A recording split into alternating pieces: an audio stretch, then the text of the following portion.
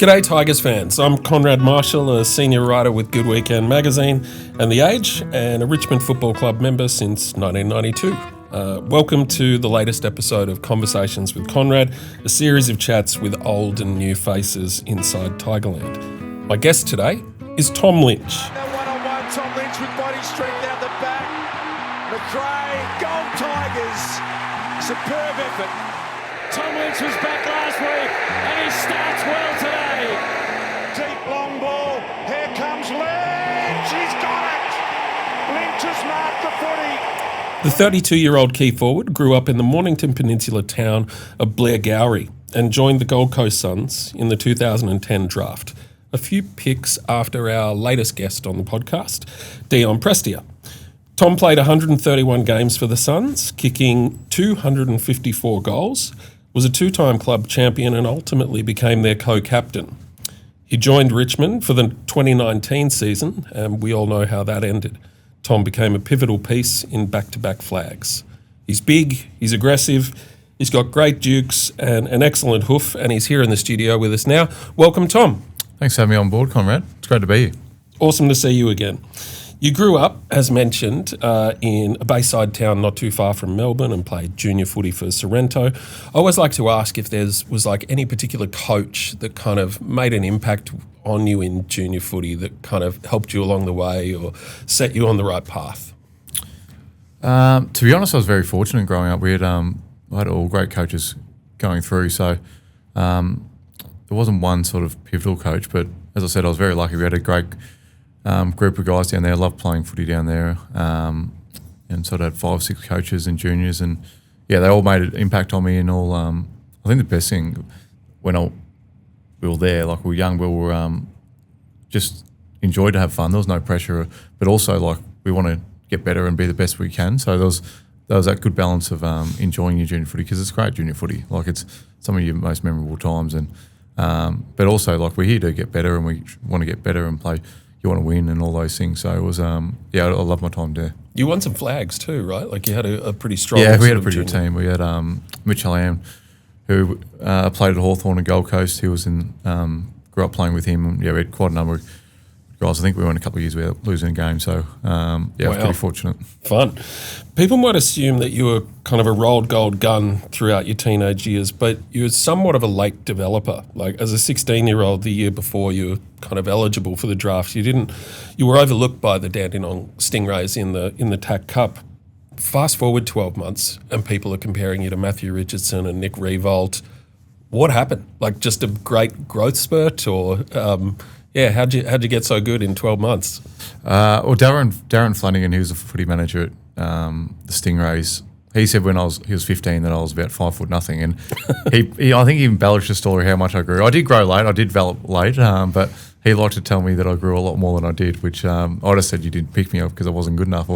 But no, I think I did develop late, grew a bit later, and I just played under 18s at Sorrento, and then halfway through that year, Stingray said, "Would you like to come up and train?" So I jumped at that and trained with them one night a week for the rest of the year. And sort of that year, my goal first and foremost was I was invited for pre-season for Stingrays, and I just wanted to get on the list. I think it was a list of 35 or whatever it was, and that was my first goal. And then when I did that, I'm like, I just want to play for Stingrays. So it was a lot different for me. A lot of guys go into that draft year under so much pressure that they're going to get drafted. They've been doing under 16s for Vic Country, Vic Metro, or whatever it may be. They've been touted they're going to go top 10 from very early on. So I was sort of, I don't know if I was fortunate, but for me it was just about trying to, first of all, tick that box of getting on the list and then playing for Stingrays, and then played a couple of games, and then actually first game broke my finger. So I missed 3 or 4, and then Darren Flanagan, who's a footy manager mentioned before, he said, you're invited down to go to Vic Country, which I was like, wow. I didn't even think about playing for Vic Country. That was a mile away, and then ended up playing 5 games with them, and then so I'd ended up playing more games for Vic Country than Stingrays at one stage. And then, so it all happened really quickly, and but it was a great year. I really enjoyed it, but it wasn't until really late in the year I thought, oh, geez, I'm actually a chance to get drafted. Entering that year, I didn't even think about, obviously, pie in the sky thinking, that guys going to get drafted, but I wasn't really. I definitely didn't think I would, if that makes sense. I sort of thought I'll just play footy and just compete at the highest level I possibly can. That would have been a great way to go through that year, I reckon. As you say, just a little less pressure. So you were a Collingwood fan growing up, right? And Nathan Buckley was your favourite player. Were you a nuffy football fan, like watching all the games, making your way into the ground, or a little bit less sort of keeping it at arm's length? I think as growing up, I was mad Collingwood supporter.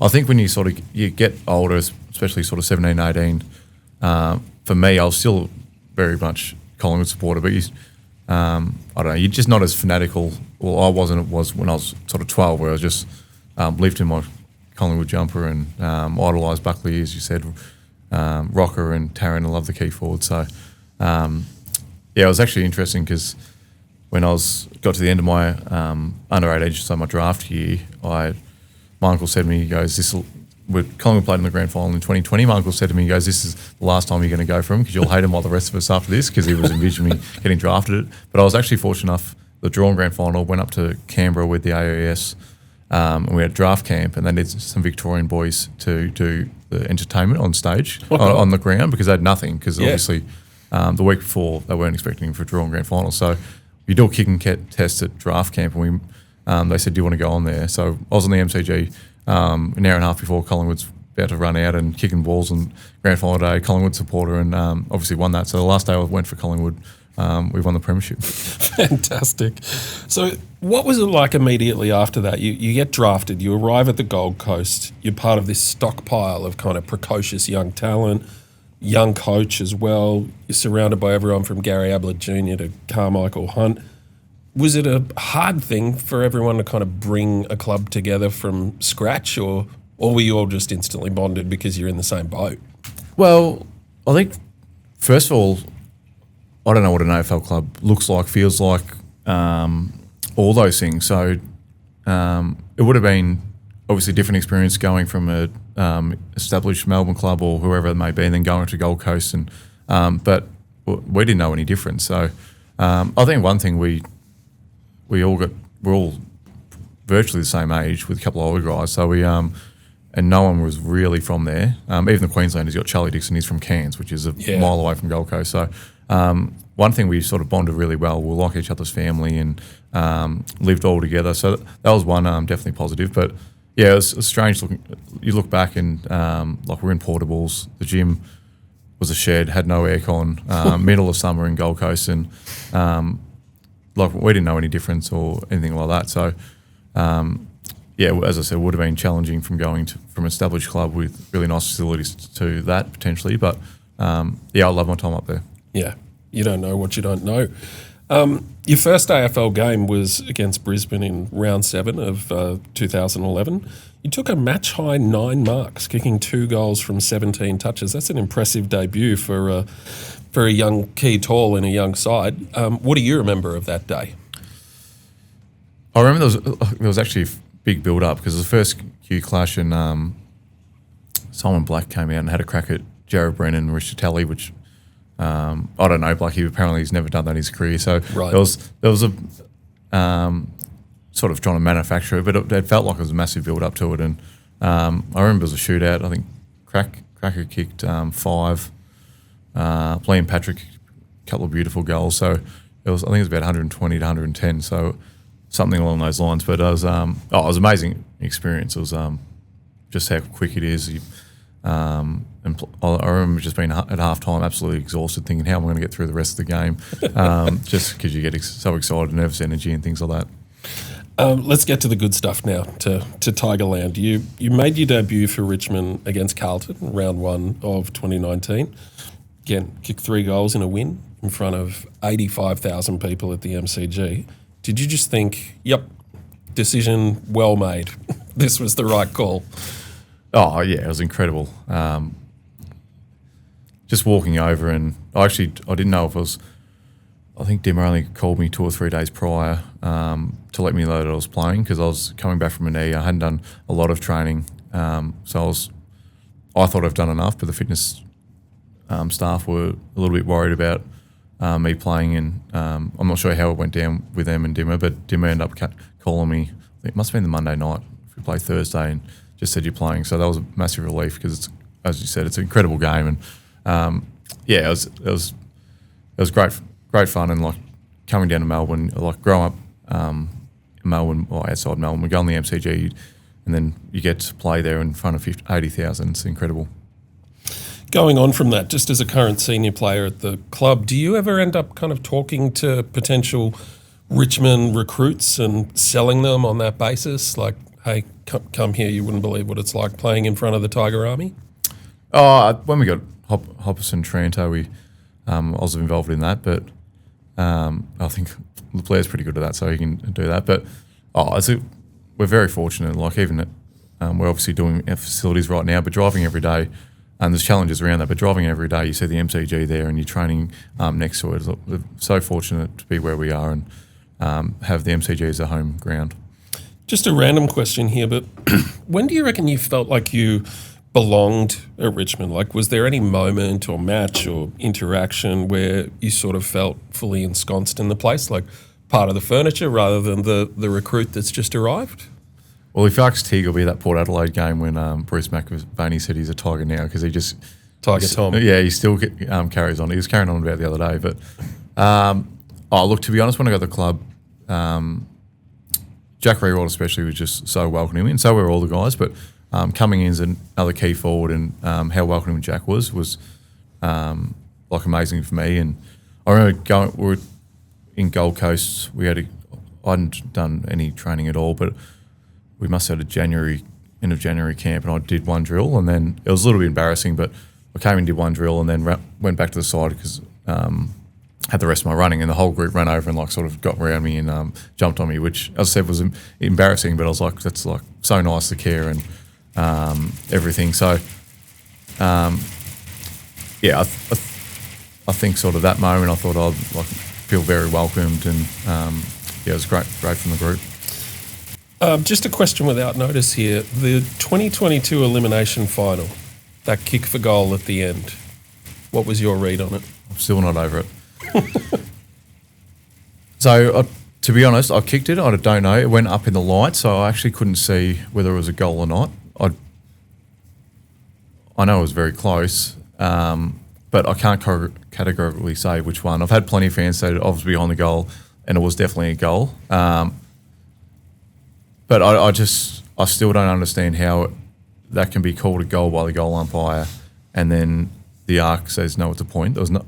For me, it wasn't definitive. There was couple of different angles. They were saying different things, but I'm not 100% sure. If the umpire called it a point, I wouldn't have argued. But he called it a goal, and I don't know how they overturned it, to be honest. Craziness.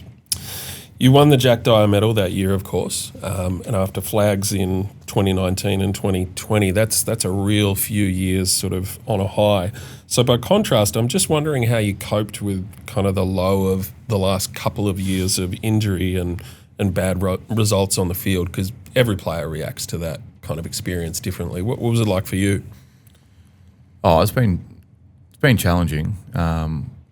Firstly, not being out to get out there and help the team, and a lot of times I've been a mile off being out on the track, especially sort of 23. I was in the moon boot for I don't know how long in the end. It was 6-7 months, I think. So I wasn't even close to getting out running. I did it round 4, and I didn't run till January the next year. So I had a long time off and just in the pool and swimming, cross training, things like that. So that was last year was challenging, but that was the most challenging, I think, 23, because I'm just mile off getting back and running a lap, let alone playing an AFL game. But one thing I've always tried and focus on is just gratitude, and the worst thing I was doing was coming in, being with best mates, getting fitter. Obviously, I'd love to be running, but you're still doing weights, you're still doing cardio and things like that, and I just didn't want to be like everyone's playing, we're getting beaten and everything. That's tough, so you don't want to be just adding to that by coming in a bad mood and things like that. So, but I think that that's just being grateful and plenty. Clearly, I I couldn't get out on footy field. People are going through so much worse when you look around, family and friends and things like that. So that's the biggest thing I was trying to focus on. That's really good perspective. Not to dwell on injuries, but a little bird at the club told me that you're a rubbish golfer because, in part at least, you've got a finger or two kind of fused in place and it makes it tricky to actually grab the handle. That's a segue into, I was just wondering, can you take us through like what it takes to get you up and out onto the field these days? Like as a guy who is 32 and has some injury history, is there a lot of work that just goes into making sure you can get onto the park? Yeah, there is. Like I do Pilates outside the club once a week, do a couple other things. But to be honest, I'm feeling really good. I've just got to, this year, touch wood so far, I've had good continuity and that's been so important. And I felt like the last 2 years I just need to get a run out and just get time on legs. Last year was when I did my hammy tendon against Sydney. I thought it was, at the end of the day, I was just unlucky. I just got pushed the wrong time. It was an unusual. Normally, do hammy tendons up high, but mine was inside sort of the knee. So I was just unlucky, really. And then sort of trying to get back after that, I just tried to get back up for Dustin's 300 and then did a hammy. It was just hard because I hadn't had that continuity and was sort of just needed time on legs, which going into the preseason, I'm like, I just need time on legs. That chronic load that you get over time. So, but yeah, all in all, I'm feeling great at the moment, to be honest. Few random questions. So, State of Origin's underway right now in the NRL. It's the sort of the pinnacle of their sport. I think probably because their sport's pretty boring on a week-to-week basis. But you played in the Bushfire Relief State of Origin in 2020. I'm just wondering, would you like to see State of Origin return to AFL, or is club performance just that important now that it can't return? Like, where do you sit? I think in an ideal world, it'd be unbelievable to have it. I just don't know where it fits. And the Bushfire game, that was, like, look back on that, was incredible to play in that game. But if you actually look at it, I think the scores are about 160, 140 or something. And the feedback was there was too many goals kicked. And the defensive pressure wasn't good enough, which is interesting because you hear all the time we need to kick more goals. So, like it's got to really mean something. It's got to be flat out for it to work because I think any sport these days, if you sort of half-ass anything, it just doesn't work. The viewers don't pick it up, which is fair enough. So I think in an ideal world, it'd be great to get it, but I just struggle to see how it will work. Yeah. Bob Murphy had a column about that during the week. It was like, if you're not playing for sheep stations, State of Origin, you really shouldn't be playing it at all. Another random one from the media. There's been a lot of chatter lately about tagging, particularly because Nick Dacos has been getting a lot of attention. I'm just wondering, when people get bent out of shape about taggers running up and facing their direct opponent and wrapping arms around them and that, do you just kind of sit back and go, guys, look at what tall defenders get away with every week? Yeah, it is interesting. I think that there's a lot of chat about taggers, but they can't do much these days. Like, played with Gary Ablett at the start of my career, and like he'd cop it week to week, and he was incredible. He's, I think, underrated. Gaz is a superstar, but underrated how tough he was because, like, in a young team, we couldn't protect him much, or we should have done a better job. But he just week in, week up, front up, and get belted and get on with it. So yeah, it's interesting, the taggers. I think they've highlighted a little push here and a push there, but I don't think there's too much in it. You can't do too much these days, which is for the better of the game. Like, I'm not saying it's not, but I think they get pretty overexcited when it happens and becomes a media storm over nothing, I think. Absolutely. Collingwood supporters would do well to note that, because you brought up Ablett, that McCaffer was an amazing tagger for them and used to employ some pretty illegal sort of tactics as well. Yeah, absolutely. I think he brought Gaz down once and popped his shoulder out, right? That was a bad one. Just another random question here. I'm wondering, who's somebody in the football department at Richmond that you reckon's underrated? Like someone who's important yet maybe little known. It could be a coach. It could be somebody that the players work with on something we don't know about. Like, who flies under the radar? Oh, I know it's cliche, but Richmond, we're so fortunate to have amazing people. Like Blair Hartley's amazing. Tim Livingston doesn't get spoken out enough, but I think Shane McCurry for me, he's just incredible. He's a head of, I think he's titled Leadership and Culture. Yep. But he's just he's got so much knowledge, and he's just a great person to chat to about having different ideas, different points, and he gets us to do some crazy things at the club, and can be a bit.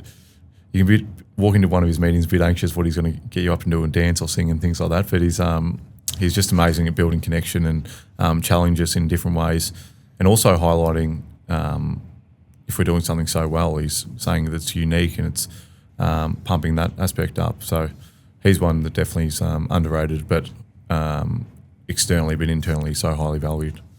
To Trainer, up to full forward. Lynch roves. He goes. Tigers back on top. Deep pocket ball for Lynch. Good mark, good body. That's a good kick. Perfect kick. Magnificent ball. No problems at all with that. Tried the one-hander out the back door. Got it. Tigers are back. All right, so we've got some quick questions now from fans. We solicited these online. Hayden wonders if you could break down what you see as the strengths of each of the young key tall forwards that we took in the draft. So Jonty Fall, Sims, Armstrong. What do you see as their strengths or points of difference? Jonty's just a real competitor. They're all athletic. Yep. So first and foremost, so I probably don't need to mention that. But Jonty's just competitiveness is really stands out. Simsy's got an amazing vertical leap. He times a ball. If you would just watch him go for marks, he just times it to the highest point so well. That's if you can do that, pretty impressive as such a young player. So that's definitely his biggest trick, I think. And then Harry just works hard. He's leads hard at the footy. He's got a beautiful kick for goal, and he's got beautiful hands. So it's really exciting. They've been since they've come in. They've just wanted to work hard, get better. Been great to work alongside. A related question from another fan was, what can you do to sort of work with them as that key tall forward mentor? Is it stuff out on the ground? Do you sit and watch tape with them, or? It's all of that. We as key forwards, we sit and review the game together. So we'll look at different things. We look at their tape, look at my tape. There's craft on the ground. I'm conscious of not telling them over-coaching. I knew he's there doing an amazing job. There's so many coaches, and I don't. Truck does a lot.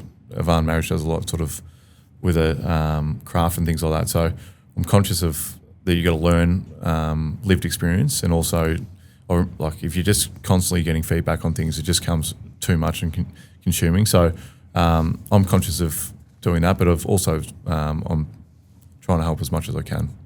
Yeah, well, you don't want too many chefs sort of spoiling the meal. Jordan asks, when did you know you wanted to go to Richmond?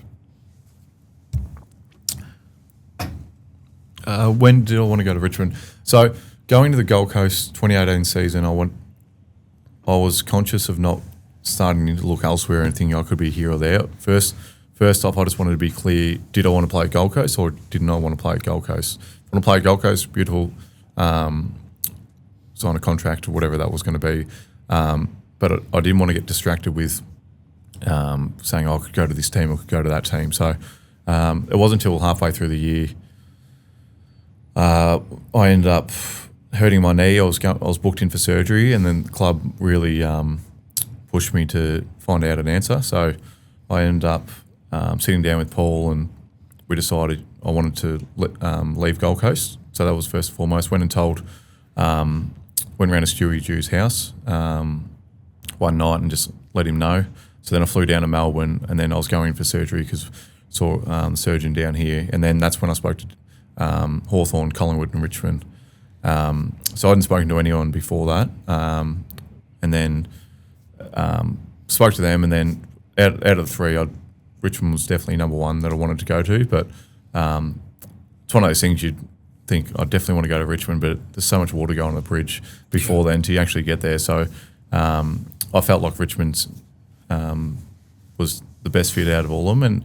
And to be fair, when I was sitting in, I was like, Collingwood and Hawthorn, they're amazing clubs as well. Like I'm very lucky to be able to speak to these great clubs. I don't think there's a wrong answer. There's just potentially a better answer, if that makes sense. So, it was speaking to them. It wasn't until when we presented, Richmond was definitely where I wanted to go, but I didn't want to get my hopes up too quickly, and there's a lot of water going on the bridge until a deal was done and free agency went through.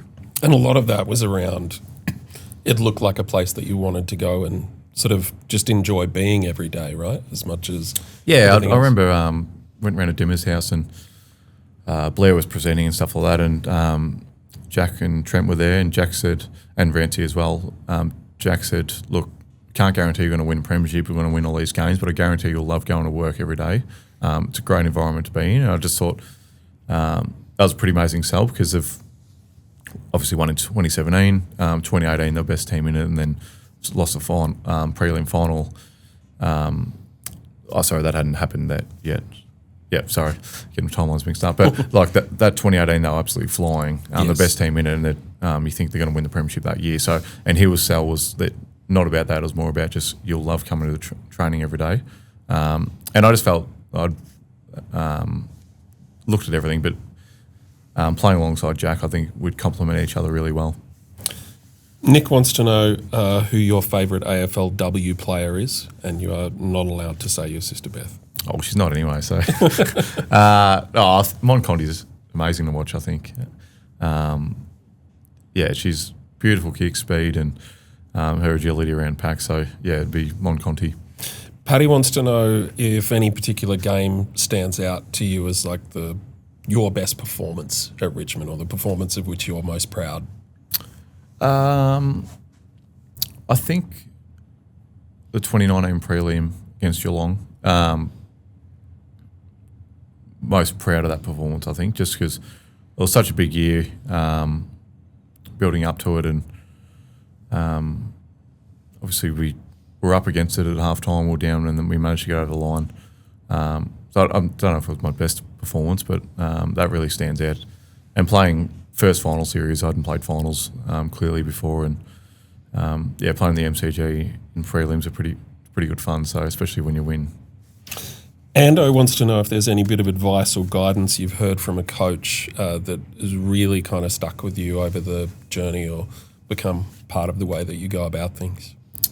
Oh, there's been heaps along the way. I think Kenny Hinkley was my forward coach early at Gold Coast, and this is not the best advice, but I remember playing. Kenny was great he challenged me a lot about everything. Like, be yelling at me on training track, get up, get back, and all that. And but he'd pump you up as well and make you feel like you belong. And I remember when I was first year, only played a few games. We were playing Geelong.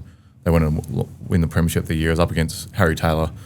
So going on the game, I know Harry Taylor's he's won whatever, how many All-Australians, premiership player and things like that. And he told me, he goes, look, go up, because he was at Geelong before, and he goes, go up to Harry Taylor and said, because he writes notes apparently in his book about how he's played on, he goes, make sure you tell him he must have plenty of pages left by the time the day's done. And I was never going to say it, but he's like, tell him. I was like, no, I'm not telling him that. But it was just sort of like, this Harry Taylor's just one of the best fullbacks in the game. I'm about to go. I played 5 games against him, and just sort of brought him down a little bit. And just a belief that Kenny's basically saying he should be more worried about you than you are of him, which is not the case. But he just put that belief in you that you could play, and little things like that, which I wouldn't heed to his advice, but it just made you feel a bit more comfortable.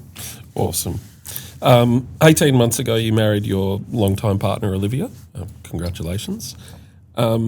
This question is from Neo. With father-son and father-daughter selections in mind, is having 8 children too much to ask? Probably not up to me. Grant wants to know what your plan is like for after football, whether you see yourself involved in the game or doing something else entirely, like imagine it's something that occupies all footballers' thoughts at some point in their career. Yeah, absolutely. It's I'm still studying in construction management at RMIT, so I've been ticking off that. I've done a bit of work experience in a couple of different things. To be honest, I'm not 100% sure where I'll end up, but there's sort of I've enjoyed with these young guys helping them out and sort of doing that coaching. But I'm not sure I want to be a coach full time post footy. But yeah, it's getting closer and closer. So I need to start really narrowing down what I want to be. But I just want to be really open and sort of curious of what's out there and a few different opportunities. Open and curious. That sounds very Shane McCurry-esque. I like it. One final question before we let you go. Jack Riewoldt now a member of the media, floating opinions, asking questions, and he expressed this idea recently on his TV show that perhaps Tom Lynch would enjoy returning to the Gold Coast for a couple of years, playing as the second tall forward to Ben King in a team likely to play finals. How would you like to respond to Jackie Boy? I don't think that's going to happen, Jack. So, yeah, Jack's fitted in well in the media. He's a good media performer, but yeah, I'm not sure that was his best take. Right answer. Tom, thank you so much for joining us on Conversations with Konrad. Thanks, Konrad. Thanks for having me.